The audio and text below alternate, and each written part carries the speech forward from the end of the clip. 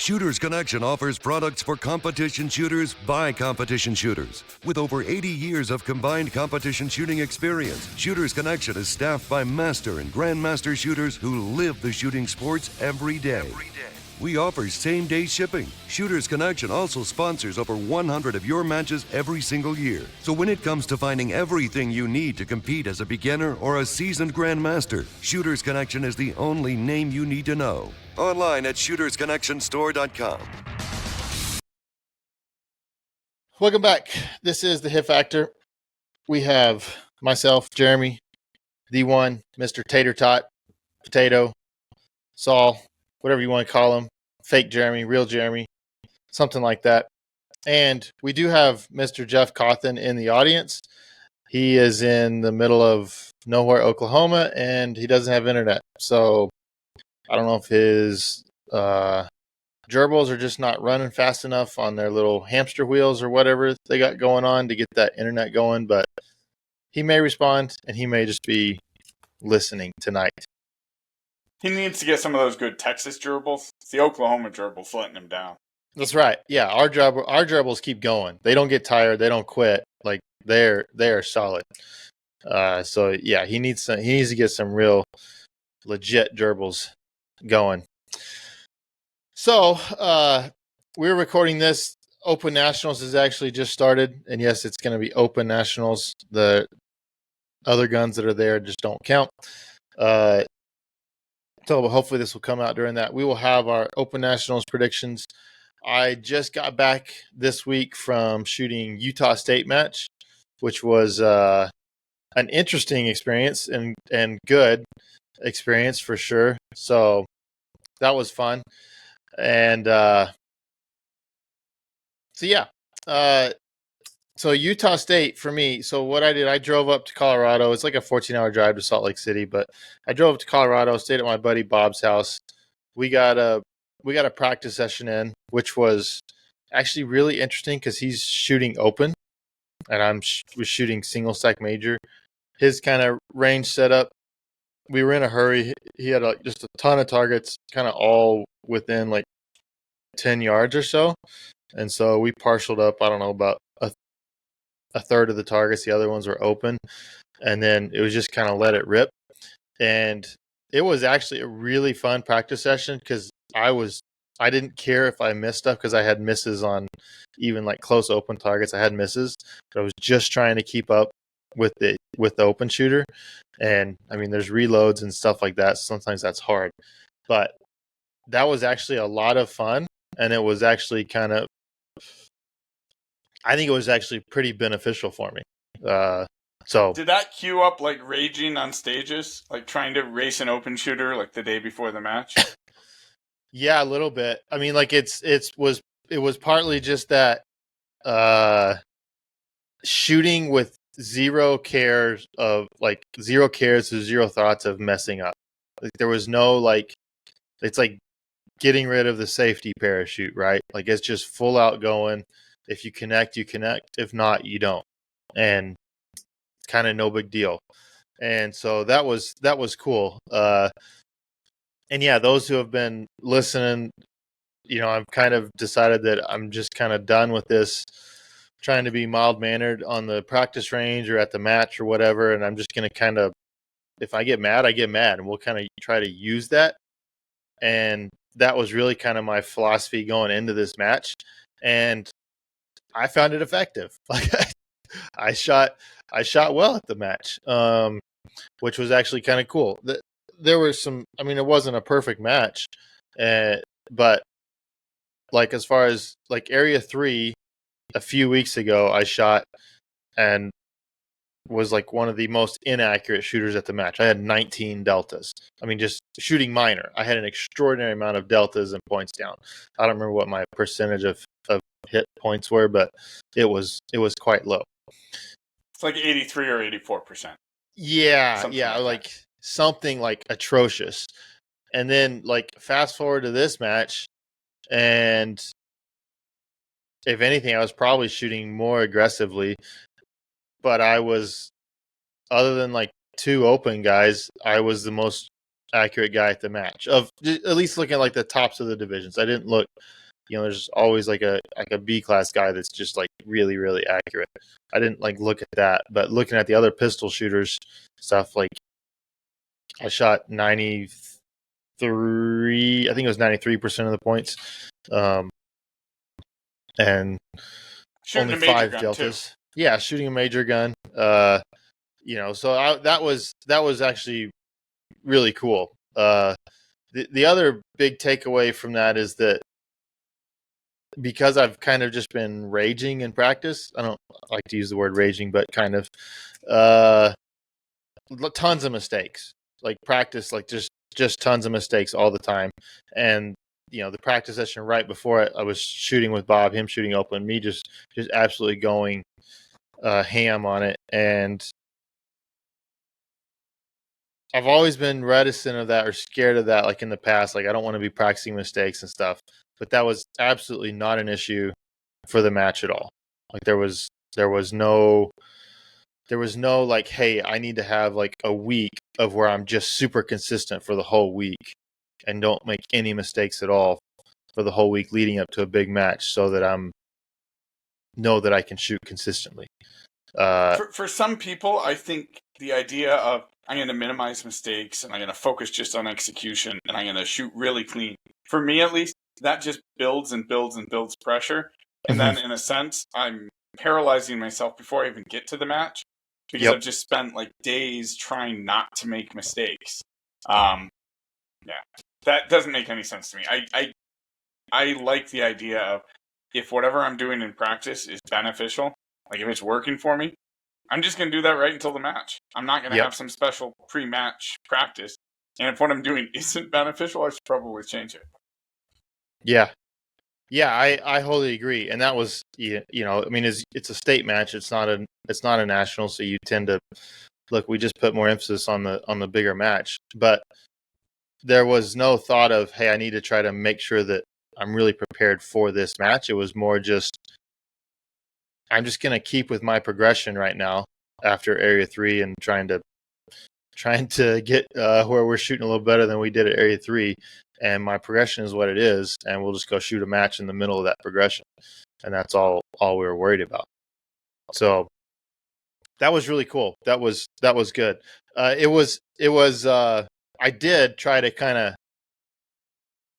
I wouldn't say Hulk out, but kind of like I did kind of try to artificially get mad at myself before every single stage, and kind of just internally yelling at myself.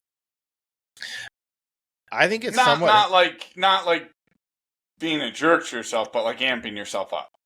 Yeah, like not telling me you like I suck, but somewhat like reminding myself of like this may sound, I don't know, this may make people sound bad, but like reminding myself how many poor matches I've shot in the last several years.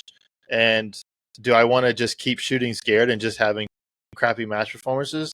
And like, no, quit being a pussy, like suck it up, get mad and just freaking do this right. Kind of that sort of thing, kind of using a little bit of anger of past poor performances and kind of honing that a little bit. And I was putting my focus on two different things. It was one, like gripping the gun as hard as I possibly could, and then pulling the trigger how I like being in control of how I want to pull the trigger. That was really all my only focus. And I felt it kind of amping myself up in a way that wasn't antsy. It was almost like it kind of battled that nervous energy. This almost kind of like overpowered the nervous energy a little bit with like just kind of being a little bit pissed off, a little bit more determined, and just saying like, I'm going to ignore everything else and I'm going to make sure I do these two things the whole time.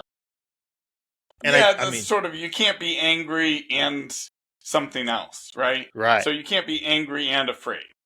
Right. And so if like fear was not for you, but just for anyone, if fear is what's gripping you in that moment, and you displace it with this sort of rage that's fueled by both disappointment but also some confidence, then you can go out and express yourself on stages.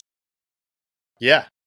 And not every stage was great. Like there was some that's like, man, like they kind of helped fuel the rage because they weren't great, but they were still hanging in there. Like there was some stuff that there was some gun handling stuff that cost me some stuff, some time. Like I could probably pretty easily take 10 seconds off of my overall match time, but the shooting was pretty good for the most part.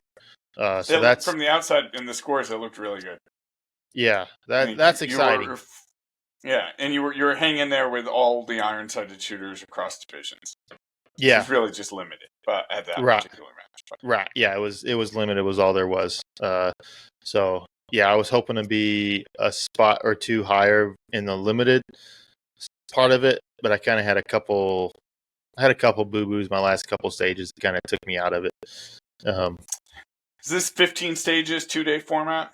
It was 13 stages over 2 days. Yeah, it wasn't half-day shooting. It was like all-day Saturday, half-day Sunday type deal.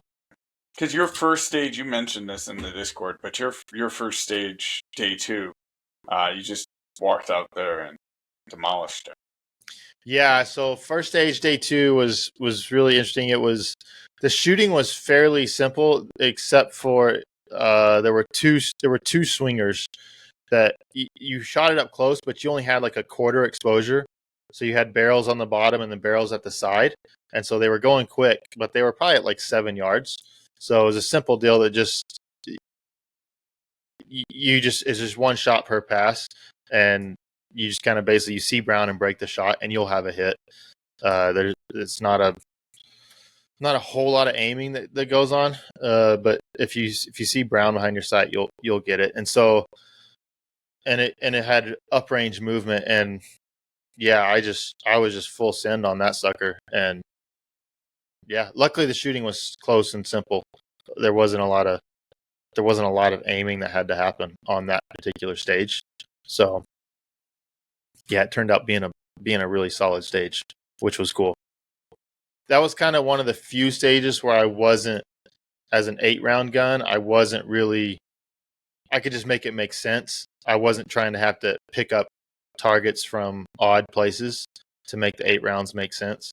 A lot of stages I was doing that. I was kind of picking up an extra target that I wouldn't normally shoot from where I would shoot it from, just to make the reloads make a little bit more sense. But the stages and the match was good. I actually talked with Robert of the Paracast. Wyatt. Yeah. He mentioned that on the Paracast. Okay, I didn't catch that. I didn't catch that episode, but he wasn't MD, but it sounded like kind of like assistant MD. Stats. It's his home club. He was really involved. He had a hand in the stage selection and proofing. Yeah, he was super involved in it, and so it was actually like I had a really great conversation with him.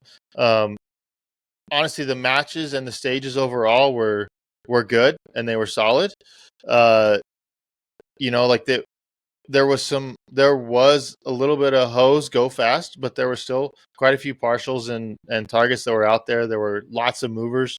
But the movers weren't like crazy. They weren't unhittable or unshootable. So the match was really good. I may have lost Potato. I'm here. Oh, okay. Just lost your video. But the match was really good. There were just a few small things that I would have done differently. Like they had a lot of they had activator targets that were behind other steel targets. Almost every activator steel was directly behind a forward falling steel in front of it.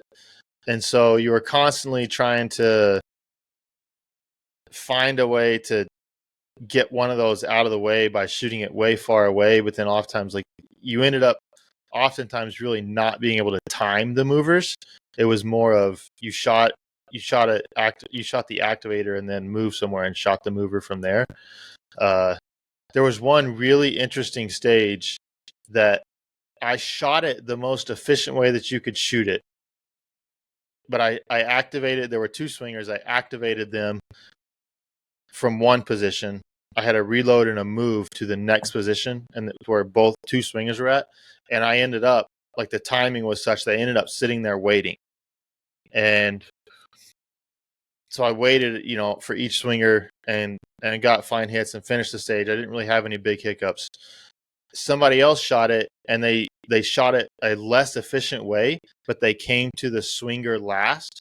And these swingers actually did slow down enough that they were just staying out, like there was no waiting at all. And they ended up shooting the exact same time as I did, even though they shot a less efficient way because they took out that weight on the swinger.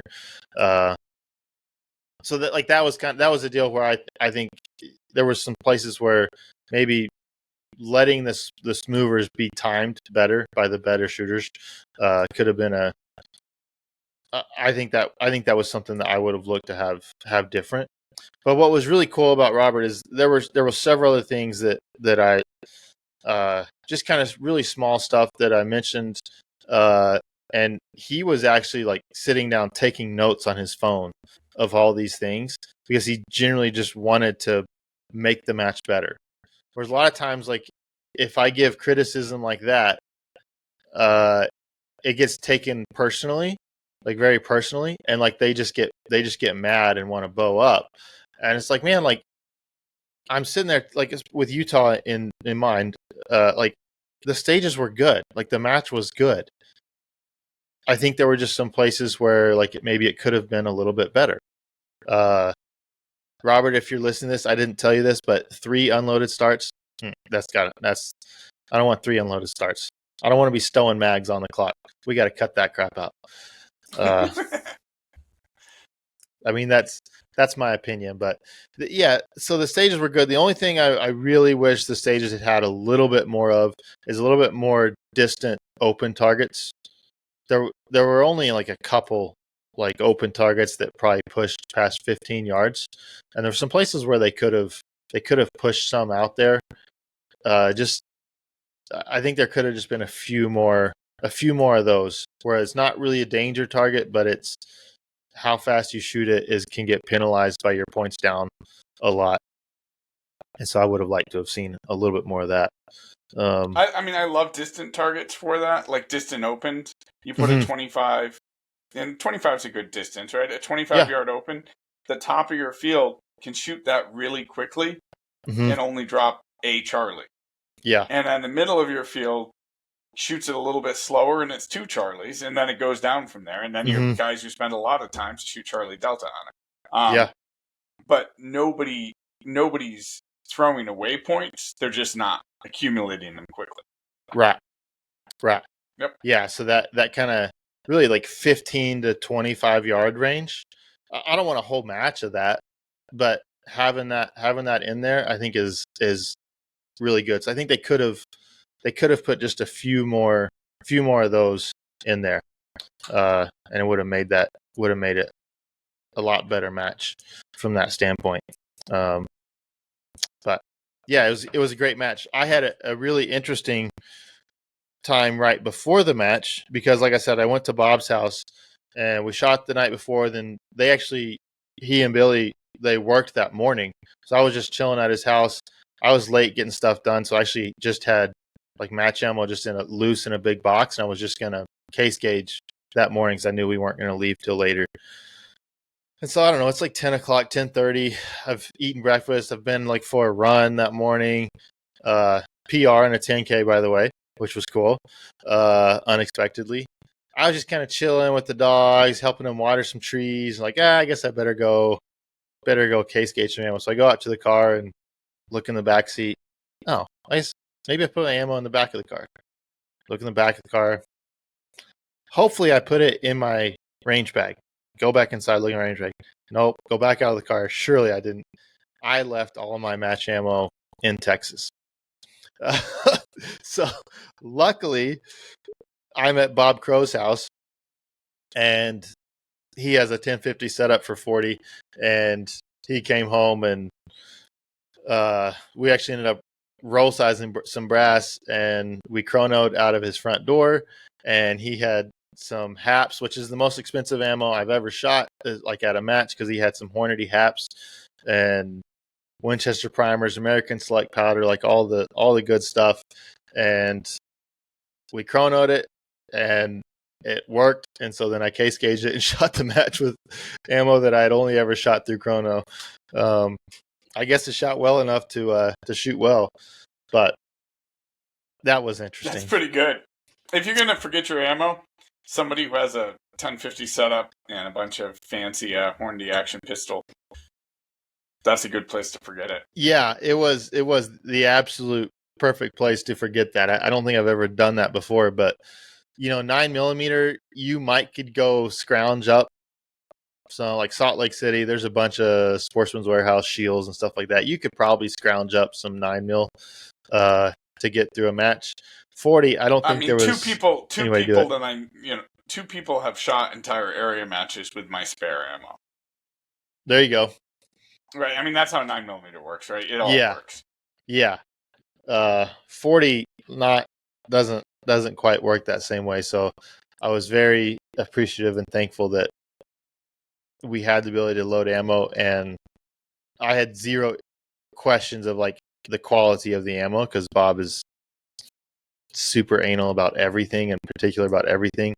And so that was absolutely no issue to get quality ammo there ready to go for me. So that was fun. Only thing that could have made it better would have if you had tight grip.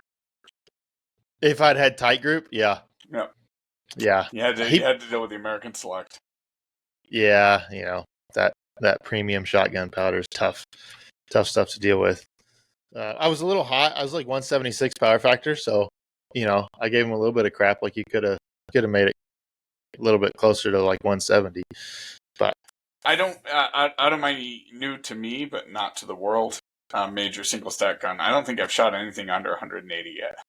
Oh, jeez. I've mostly been shooting factory ball. Oh my gosh. 195.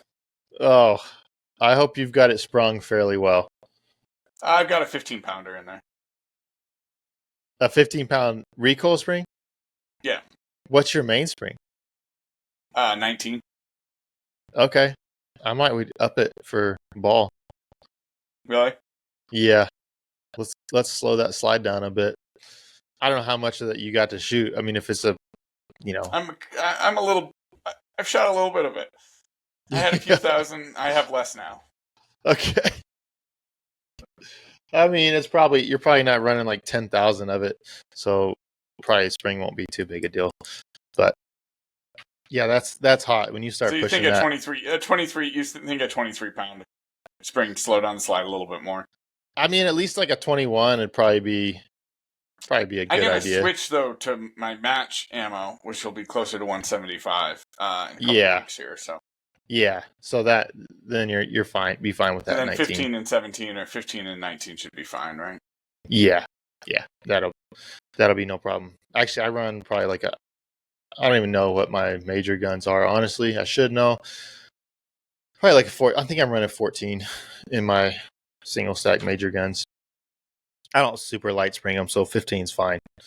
If you got that many ball through it, it's probably about a 14 anyway at this point. So Jeff says he has 14 recoil and 18 main is what Jeff said he has. The guy who sold it to me, it came with a 17-pound main and an 11-pound recoil. You could almost air rack it. Holy cow. Wow. That's light. And yeah, I shot a couple of mags and I thought, I don't think this gun's gonna hold up. I would guess that would eat a slide fairly quickly. That light, especially if you're shooting ball through it. Oh man. So that was Utah State. Yeah, that sounds awesome though. Like, and it sounds like a match worth traveling to if you're west of the Mississippi. Yeah, like the competition really wasn't like super deep. It was a lot of local area shooters. Like it seemed pretty heavy for that, which is fine. But yeah, like Salt Lake City is a fantastic place. Like there's tons of stuff to do in the area. yeah, they are legitimately trying to put on a really good match, the best they can. There's stuff that they could do better. But yeah, they're putting on a 7:30 start time's not the best thing in the world, but like they're putting on a solid match, and there's no reason why I wouldn't go back to it. So yeah, if it fits your schedule and you want to go to Salt Lake, go do it. It's a good match.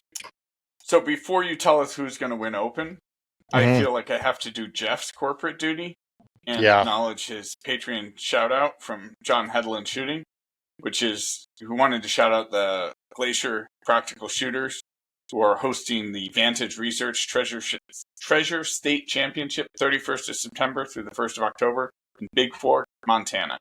If you're in the area, go sign up. John Hedlund Shooting. And Midpack Mike said, I'm just going to guess this name, King Zhao, to match bump and finish top 16 at Open Nationals out of nowhere. So we'll see. Jeff said that's not supposed to be a shout out. Well, it's a shout out now. So it happened.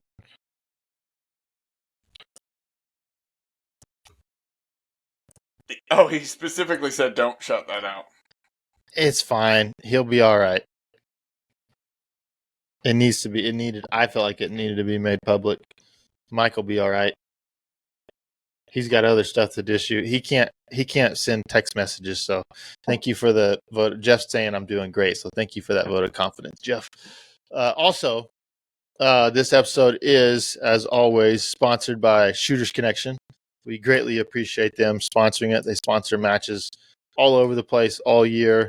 They participate in the sport and sponsor the sport, and so you should go buy stuff from them. I actually just got a box from them today that I ordered like 2 days ago, and it was here today.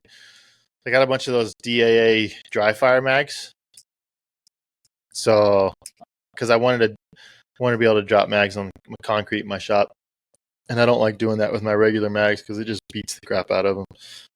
So I got those. They're like $20 a piece, at least for the 1911 ones. I got like 3 of them. So they got that, bunch of pasters, bunch of other magazines, actually for customer guns and stuff. But yeah, they had great prices and they shipped it super quick. So can't beat that. Go visit Shooters Connection. Order Monday, have it Wednesday. Yeah, you cannot beat that. And use the link in our description. That way they can kind of see that they came from us, and it kind of just helps our metrics to show that we are beneficial to them, which is always good. Funny you say that because I just picked up a couple of those purple dry fire mags. I've never bothered when I was shooting the CZs because the mags, actual CZ mags, are cheaper than dry fire mags. Yeah. But now that I have some slightly more expensive magazines, I can see the value. Yeah, I'm going to be a little bit curious with those because they seem to be a little bit easier to go in the gun. They're plastic. The corners are a little bit more rounded than especially a 9mm single stack, because those kind of have some sharp corners that you really got to hit that. You really got to hit the mag well centered up pretty well with the 9mm. So I'm a little bit leery of it being easier, but I think right now I've been basically just reload practice has just been with a single mag, and then I'll move it to different pouches. So I'm not doing almost any successive mag changes. So even if they go in the gun a little bit more, I think being able to go to doing like successive mag changes will be probably good for me. Working from that standpoint. Pouch 4, 5, 6 action. That's right. Got to get that stuff going. Really, there's real time on stages from a clean pouch 4 reload. Oh yeah, for sure. Well, especially like because oftentimes, right, like that pouch 5 that you got to go to is right whenever you just went dry because you missed a piece of steel, and so you're standing there and you have to load out of your 5th pouch, and it doesn't go in because you miss it and you don't ever practice out of it, and it's like a 3-second load just to pick up that shot. And yeah, you don't want to be doing that. All right, so Open Nationals. These are all these things I'm learning. So who's winning Open? Who is winning Open? All right, so we should do like official predictions, but we should also on 3 say who's winning because I think we all agree. So, Jeff, if you could type it in on 3. 1, 2, 3. And Yes, okay. he said who we're saying. I think we're all picking Seiler to win. I think it'd be tough to pick against Seiler at this point. I know he was third last year, and he was pretty well the heavy favorite going in last year, I thought. He ended up third, but yeah, I'll pick Seiler, so we'll agree with that. Let's do our top 5. Let's do our top 5 for this year. The names that I have going through the list, and Potato, if you feel like I left somebody out, you can tell me. But I've got Vlieger, I've got Andrew Hyder, I've got Christian, Aaron Edens, Kim June, who's to me he's a bit of a wild card, but he was Area 8 that he just won. JJ, Casey Eusebio, and Chris Tilley.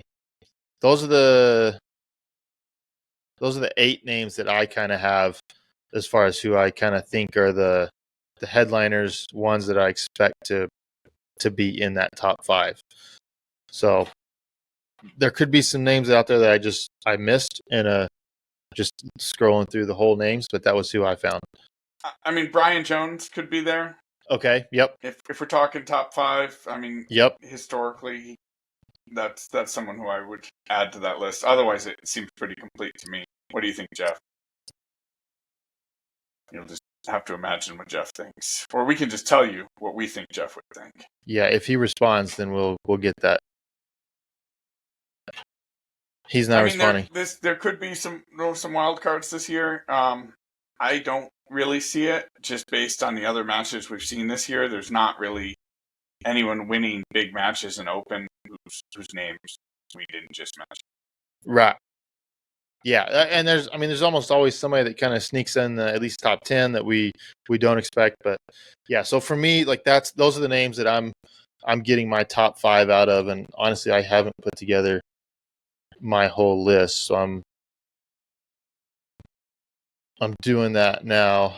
To me, like I'm really curious how KC is going to do here, because KC has shot a couple like phenomenal matches in limited optics, to where he shot really well, and then did he shoot the one match in Open? Did he shoot a match in Open? He shot Dragons Cup in Open this year, and he shot Area 8. Those are the only 2 in Open that I can think of. And he was second at Area 8, right? Am I remembering correctly? He was. I mean, within a few match points. Yeah. At the top. So he'll be really interesting, because in all honesty, like, KC, he signed with Taurus. He seemed to kind of not spend the time shooting that he had kind of in previous years, and the few times he shot wasn't quite. I didn't feel like he was quite to the level that we have seen him in the past, and so it's really cool to see him kind of be a bit resurgent and be shooting well. So I'm really curious how he's going to do in this. I think I have my top 5. I'm not sure on order yet. JJ's another one. We haven't seen JJ shoot Open yet this year that I know of. His Instagram is saying that he's been doing tons of training, and then basically picked up an Open gun a week or 2 ago, is what it sounded like.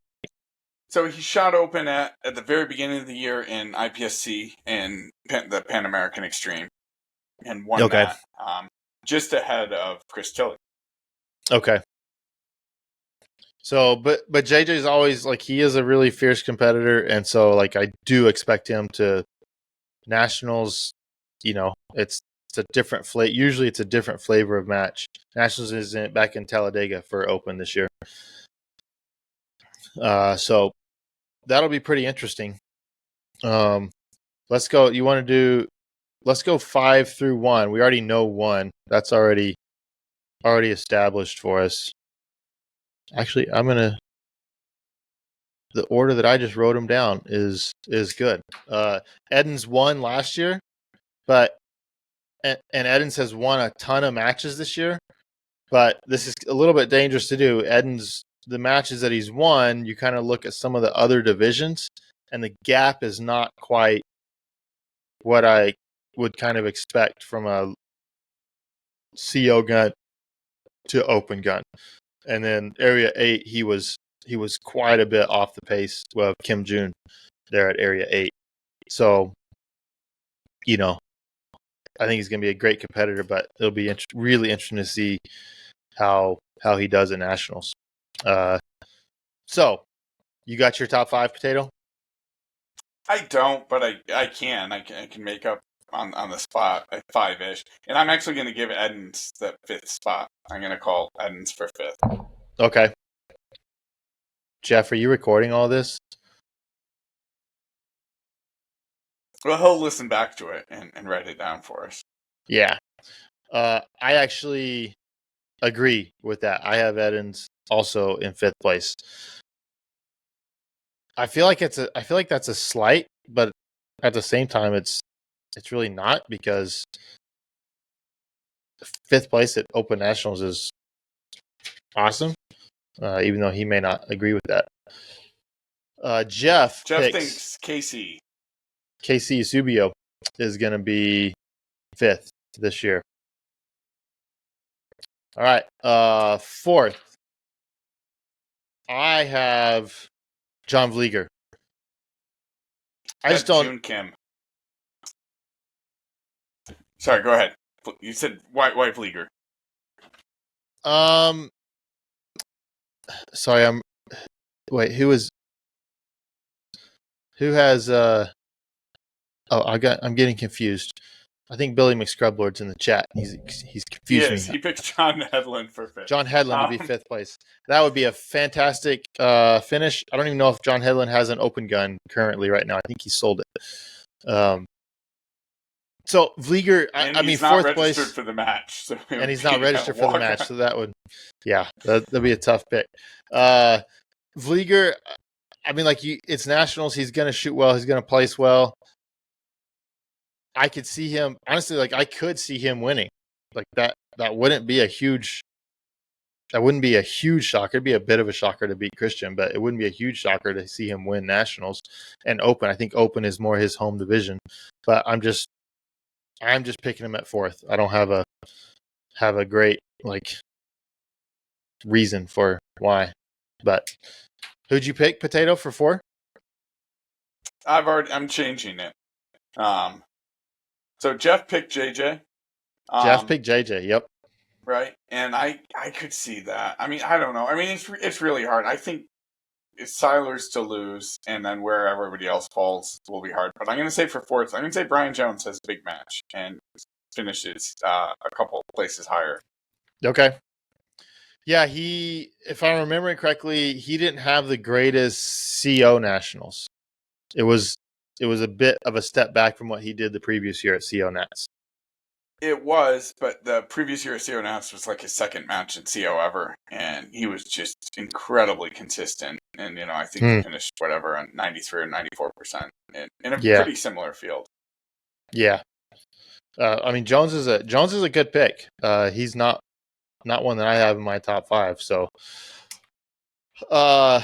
number 3. Jeff, let us know who you got for number 3. Who you got for number 3, Potato? I got Vlieger. You got Vlieger at number 3. Okay. I assume for most of the same reasons that I had him at 4. Exact same reasons. I mean, if John Vlieger finishes anywhere between 1 and 9, I won't be surprised. If he finishes 10th or higher, I'll assume gun problems. He's just been such a consistent shooter the last couple of years. Yeah. Yeah, I mean, I really think with Vlieger, it's kind of he's going to be there. Are there going to be a couple of blow-up stages or not? If not, he's going to be consistent enough that he's going to be a real problem. And that's, I feel like that's kind of what I've seen in the past is really consistent. Just have a couple stages where give away too many points. And he's really not the guy. He's not the guy who is going to outrun the field. He's not going to be he's going to be more consistent, and that's how he's going to tend to win. At least that's my impression of it. Jeff, Potato had Brian Jones in fourth. I had John Vlieger in fourth, and you had JJ in fourth. For third place, I've got Casey Eusebio. I think he's shooting well. I think he's going to return to form and have a good match. So I've got him in third. Second place. Edens. Jeff. Did you say? Yeah, Jeff picked Edens for third place. I think it's a really solid pick, and yeah, it wouldn't surprise anybody for him to finish there. Second place, I got JJ going second. That's where I've got him. So my heart says Chris Tilley, but my head says Casey. Oh, wow. Okay. So then you're leaving JJ out of your top 5 altogether. I am. I just haven't seen him shooting open in 8 months. Yeah. I don't think that's going to be I don't think that's going to be an issue. Like, I don't think that's going to be he's shot so much open. So I don't think that's going to be a huge issue. With his Beretta? I mean, he was second. He's been second for like 2 or 3 years, right? He was second last year with the Beretta. The year before, wasn't he second to Christian the year before? He's been shooting the Beretta for like 3 or 4 years. So I know he's been second a few times with the Beretta, which is actually somewhat astounding. Like, it's actually, it's like, dude, get a real open gun. This might be a different story. But yeah, everyone talks about Nils winning things with Canics, but we should actually talk about JJ coming second with Berettas. In open, yes. In open. Yeah. With a 92 derived gun, yes. Yeah. 100%. 100%. And Jeff had Vlieger in second. So nobody put Tilley in the top 5. That we could all be very wrong there. And that's why I said my heart says as Chris Tilley. I mean, I'd love for Chris Tilley to win it, but I'd just be happy if he does well anywhere. Yeah. But I just don't see it happening. Yeah, and Kim June is also none of us left him out. Yeah, he got left out, even though he just won Area 8 and he just beat Area 8. He just beat Edens, he beat Vlieger, he beat KC, he beat Tilley. Like, all of those guys that we were just talking about, he just beat all of them at Area 8. But I don't know. I tend to nationals, you kind of tend to go to the known commodities is what I do. And we talked about this before. There's 29 people or 37 people. There's not very many people who've ever won a nationals with as many divisions as we have. Right. So, like, the best predictor of national success is past national success. More than half the people who've won a nationals have won more than one. So who wins nationals? People who win nationals. And obviously that has to change, and it does change occasionally. But it's hard for me to think that June Kim in his first full year shooting open is going to walk into the top 5. Although he clearly has the skill to do it. I think the national stage will just be that much harder. Yeah. You got to do it over 3 days. Typically harder stages, harder shooting. So I think he got to 22nd in carry optics. That was his high finish at nationals. Okay. I mean, that's really good. Is great. Yeah. Right. Oh, absolutely. And again, that's an incredibly stacked field.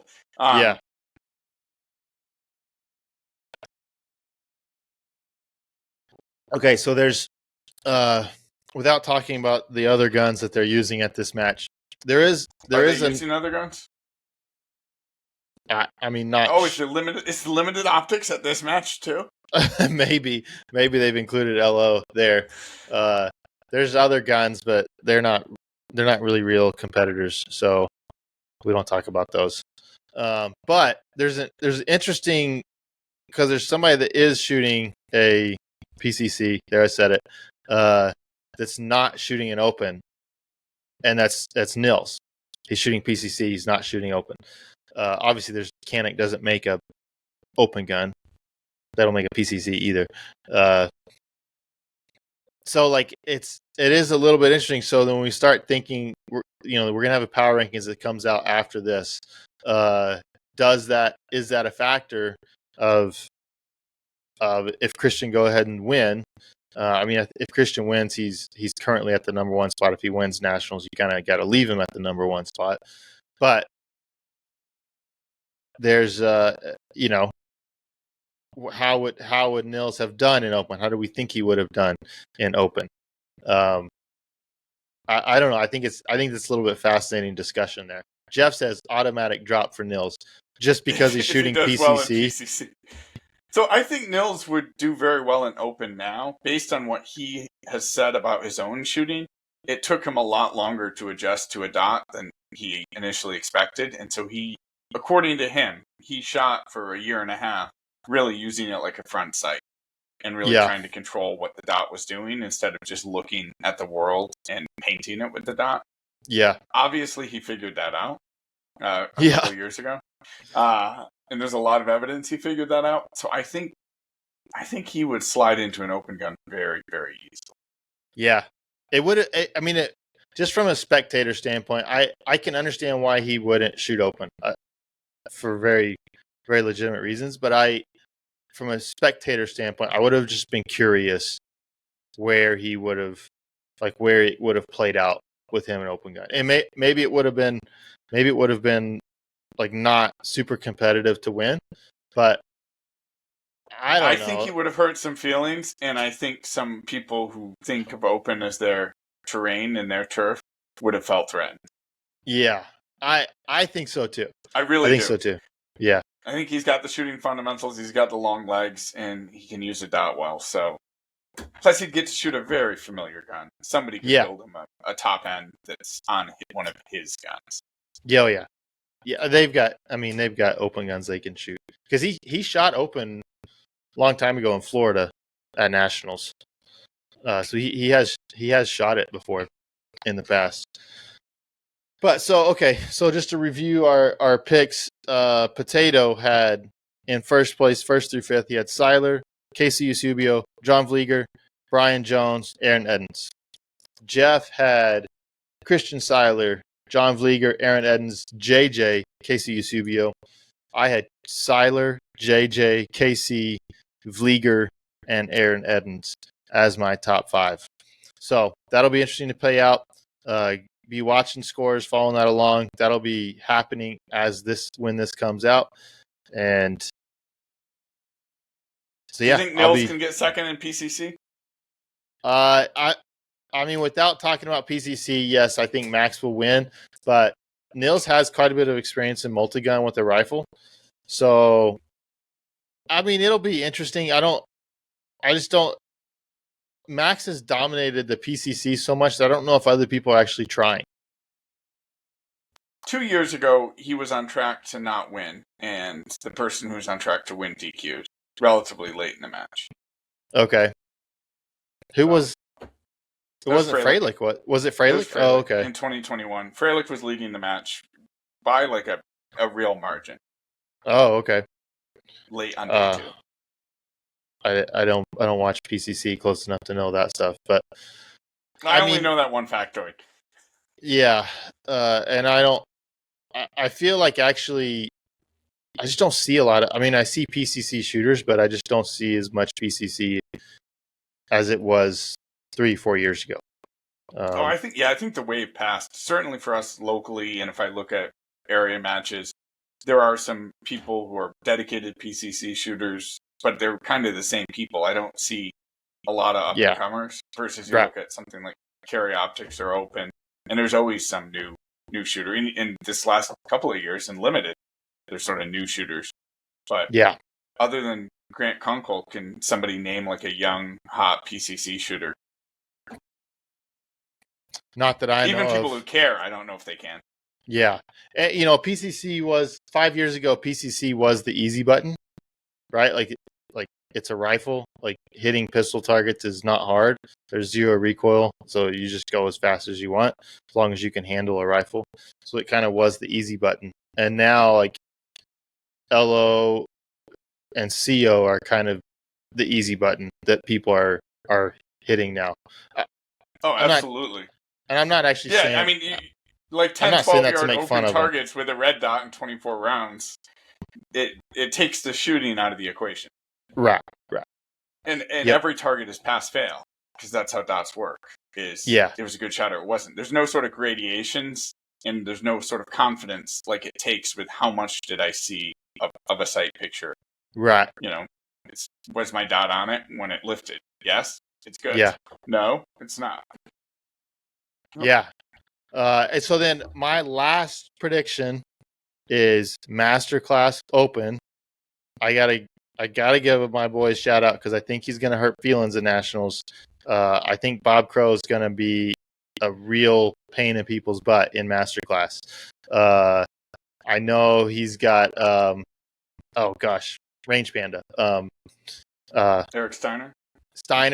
I think Steiner's is Masterclass, so he'll be competing with him. There's some other like really good, like there's a really interesting Mike Pan. I hope he's going there from up here. He's a really good M class.